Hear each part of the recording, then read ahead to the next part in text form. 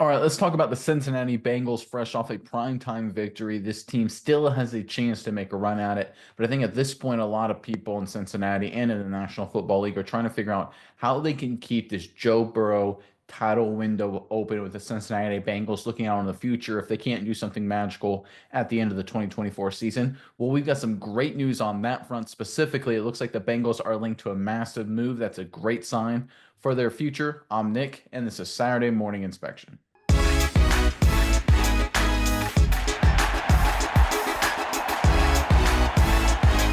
All right, this Bengals team, a lot of question marks. The way the season has ended up is what does the future hold? How do they keep the talent around Joe Burrow, who's absolutely ridiculously fantastic? I mean, you run out of superlatives for this guy. What he does week in and week out with the pressure in his face, the plays he's able to make is absolutely unreal. Of course, Jamar Chase's long-term mega super deal. It's coming. What are the Bengals going to do outside of those two guys? There's a big concern, a wide felt belief that T. Higgins was likely gone. Well, there's a lot of updates that have come out recently that's an indication that Bengals may actually be in the pole position to hold on to Higgins. Let's pull up one of these reports real quick. There's a lot to cover here today. This first one is courtesy of ESPN's Dan Graziano, great reporter. I believe the situation with the Bengals star wide receivers is one of the most fascinating of this coming offseason. Quarterback Joe Burrow raised a lot of eyebrows Monday night with his post-game expression of confidence that the team will find a way to bring back T. Higgins.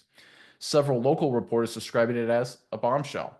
I think that's because there's been a long presumption that the Bengals wouldn't be able to bring back both Higgins and Jamar Chase, but signing Higgins would be both their best leverage against Chase in negotiations if you don't want to be here, this guy does, and their best insurance against losing him.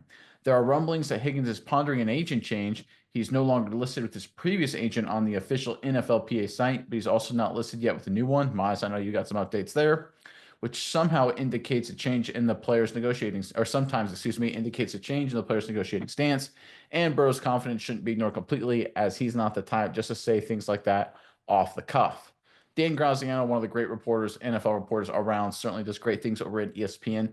We're seeing a lot of reports. We're seeing a lot of corroborating evidence that the Bengals are linked to bringing back T. Higgins as well with a big deal with Jamar Chase. They're going to put the band back together. It looks like this wasn't the end of the title run. Maybe we're going to see an extension of it the second half of this decade, which of course is great news for the Bengals. Miles, I know you've got a lot of extra reporting to go through on this as well, but first, Bengals fans in the comment section below, do you think, honest opinion, do you think they should bring back T. Higgins and pair with Jamar Chase, or do you think there are other issues that should there be their priority? They've got some cap space, but a lot of it's going to be consumed at the wide receiver position if they bring back Chase or they sign Chase and bring back Higgins. What do you think the Bengals should do? Should they prioritize that position, other positions? Give us your thoughts overall with this Bengals roster in the comment section below. But Miles, what do you have on this latest news out of Cincinnati? Yeah, Nick, I think there's 2 points really that we need to cover in all of this. The first being, is any of this news actionable? Is there anything to back any of this up? There's a lot of great points here, but has anything happened recently to say, okay, maybe these things are changing? And in fact, it has. Not at the time of writing this article, but the time of recording this video, T. Higgins has officially come out and says he is leaving his agent. I believe his name is David Mulugeta. And that is very significant in a couple of different ways. It shows that Higgins is wanting to make a different negotiating strategy with the Bengals. And it's also interesting to note that the Bengals have never gotten a long term deal done with a Mulugeta client, namely so Jesse Bates, the safety, is one that you can go back to and mention, but they've never gotten a long term deal done with that agent.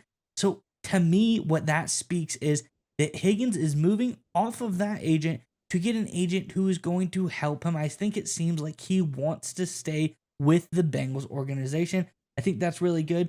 And now I think the second part of that, the interesting thing is brought up a little bit in the article is, what does that do for the Bengals? Why would this be smart for the Bengals? I think sometimes the market gets out of control and you need a way to bring it back in. I think if they're able to sign a guy like Higgins, that is the best way to do so. There are reports out there that Jamar Chase is wanting upwards of $35 million a year as a wide receiver, which is quite frankly just crazy. I don't think you can spend that much on a wide receiver and still keep Joe Burrow and this team together. You're going to lose so many pieces if you're to pay Chase $35 million a year. That's a lot of money.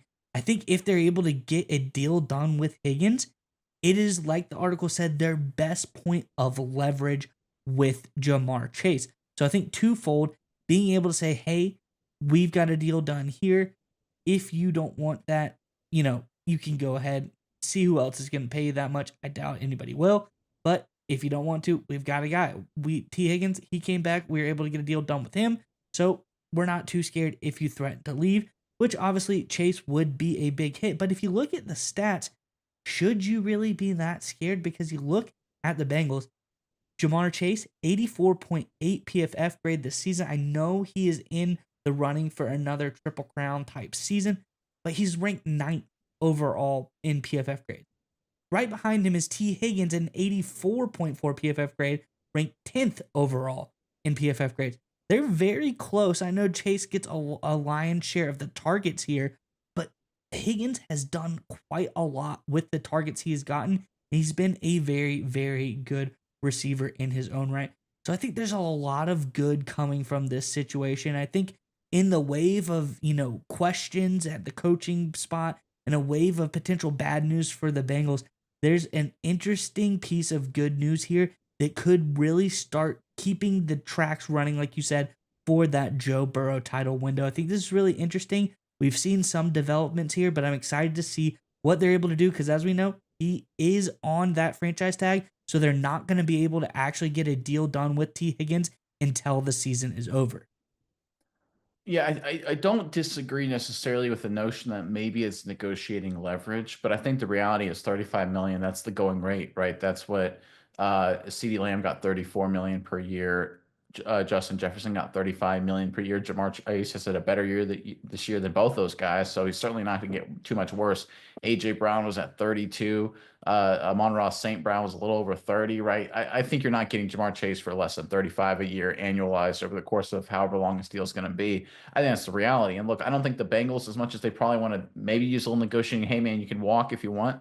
I don't think they do that to Joe Burrow because I think that just destroys the franchise. So that's where I disagree with you a little bit there. But I do think it's really important to send a message to Joe Burrow and T. Higgins and Jamar Chase and all three of these guys to make sure things don't get completely out of control. You can give Jamar Chase the market rate, right? You can give him $35 million, let's say, to match Justin Jefferson. Don't reset the market. And you say, listen, Jamar, we know you want 38 or 40 because of the season you're having. You're that good. And, inflation in terms of what happened last year compared, Jefferson, Lamb got their deals. You should theoretically reset the market. But look at all this money we just gave Higgins, right? We gave him a lot of money to give you guys a chance to win. And I think that has a strong selling point to the Cincinnati Bengals going forward, especially considering they do have a decent amount of cap space in 2025. They're going to end up with about a little less than 70, about $68 million by current projections. Could fluctuate a little bit. So if you imagine, let's say 35 million at Jamar Chase, you throw maybe 20 million at Higgins. I know it's a lot, maybe 15, maybe you can get him on a little bit of a discount there. That leaves you with about 18 million bucks or so when it's all said and done there. That's enough to tweak around the edges of the defense, maybe improve some areas. That's not a whole heck of a lot. So you need to make sure you keep Jamar Chase from resetting the market. You need to make sure T. Higgins isn't going after some monster deal. And I think getting everybody on board now, getting focused on, listen, we're trying to keep the band together, I think is the best chance the Bengals have of extending this. Because the reality is, and this is where I agree with you, if you can't get both of these guys together on team-friendly deals, if you bring Higgins in and Chase in on massive deals for the respective where they are in the market, Chase resetting the market, Higgins the highest paid number 2, something like that, then your team's going to be worse in 2025 just because your defense is still going to have issues, O-line's still going to have issues, right? It's not indicative for a long-term successful trend. But the fact that they're getting everyone on board now, they're saying, hey, listen, we're willing to renegotiate. Higgins firing his agent, changing his agent, Jamar Chase on board, Joe Burrow on board, stepping up, being vocal about it, like the report says. He's not a guy that's very vocal. I think it's a great sign that they can get everyone back on the same page, keep this title window extended without totally annihilating their salary cap. And if they can do that, I think the Bengals actually have a chance to have enough capital in 2025 offseason to fix their defense enough to make another run at it next year and the years beyond. This is the best news we've gotten out of Cincinnati in a very long time. It's still there's a lot of moving parts. A lot of things have to happen, but I think things are finally trending in the right direction for the Bengals.